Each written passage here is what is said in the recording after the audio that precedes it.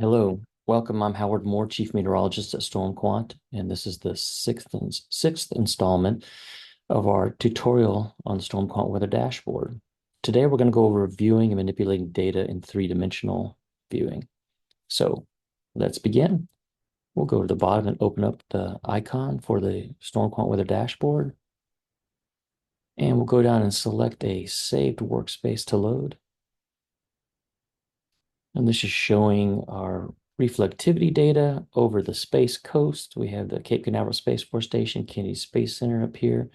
And then down to the south, we have Melbourne, Florida area, Cocoa Beach. Okay.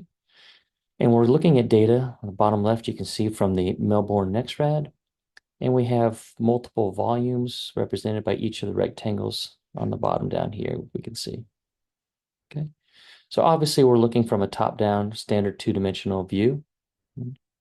What we can do is go to the top left and change our viewport type from 2D to voxel. So our voxel 3D view. And notice how the screens change. We're looking from the south at an angle down towards the ground, and we're getting that same weather data showing up in three-dimensional space. Now we can enhance that a bit, enhance the shading to give a better idea of what the three-dimensional data looks like by going up to our visuals, clicking on our calculate normals box, and notice how that's added some shading here. It gives you a little bit better idea and feel for what's going on with the data. Okay. Now what I'm doing right now is simply holding down my left mouse button and slowly sliding from left to right, up and down to change my angle of view. Now we can do a few additional things here. First, we can go up to our filters. And we have two options. We have horizontal volume slicing or vertical volume slicing. So let's click on horizontal volume slicing and we'll turn it on. And it immediately took a slice across the entire image there. If I go to my gearbox by the horizontal volume slice, it gives me a menu. It's enabled because we just turned it on. And notice it has an altitude value in here. It says 9,843 feet. So right now in the image, it's cutting off everything that's above 9,843 feet. And we're seeing just the tops and below that. So I can place my cursor in here and hold down my left button and simply slide to the left or right. And as I'm sliding to left or right, my values for my altitude are changing in the box, but also the imagery in the image below is changing and adjusting.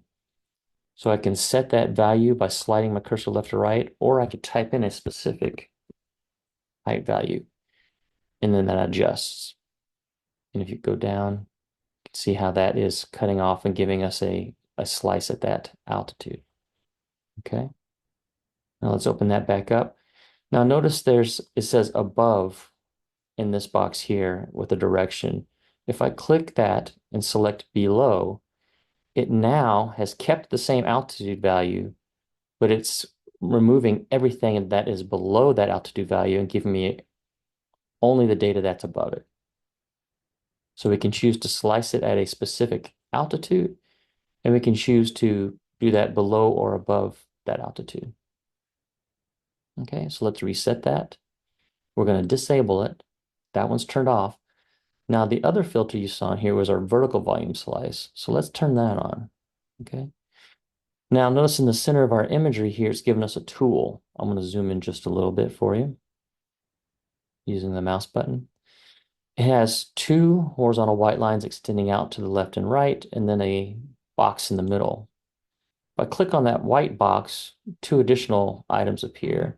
We have our green box and our green circle. Okay. The green box, if I place my cursor in that box, it turns orange, and it allows me to move this tool around. And notice how I'm moving it around. It's manipulating or adjusting the data that I see here. Okay. Now, if I place the cursor on the edge of the circle turns orange. I hold down my cursor. Now I can rotate. I'm moving my mouse as I'm holding down my left button, and it's rotating those white lines, and those white lines are acting as the indicator for where we're actually cutting the data. And notice that's giving us a vertical volume slice in the location where those white lines are, but also in relation to where I'm moving the square on the imagery. Okay. Again, I can zoom back away, give you a better idea. Click back on my icon. I can click on the circle, hold the mouse button, and rotate to get volume slices. I can hold my button in the orange box and move the box any location I want to change my pivot point. Okay. Now we're doing a vertical volume slice here. I can go back up to my filters, turn my horizontal volume slice back on, and now we're doing both at the same time. We're doing a vertical and horizontal volume slice to give you an idea, and I will zoom in just a little bit here. It's giving us a vertical face here and a horizontal on the top across the board. And what that allows you to do is to rapidly go anywhere within the data and to look inside a certain particular storm cell and determine what's happening within that storm cell, and then rapidly transition to another location. So thanks for joining us. That's how you manipulate the three-dimensional volume data, slice it in the vertical, slice it in the horizontal. I hope that helps you with your viewing of the data. And please join us for future tutorials. Thank you.